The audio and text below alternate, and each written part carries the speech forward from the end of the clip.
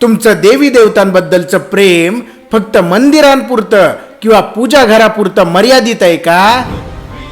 ज्या लक्ष्मी मातेचं, ज्या गणपती बाप्पाचं वर्षभर मनोभावे पूजन करता, त्यांचे फोटो छापलेले फटाके तुम्ही बिना दिक्कत विकत घेता?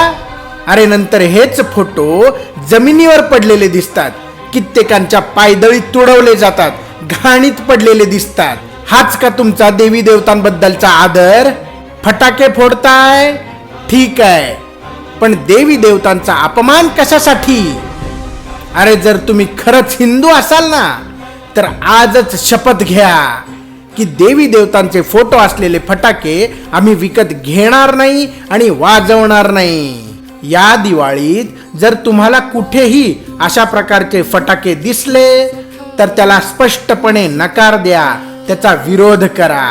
आपल्या देवी देवतांचा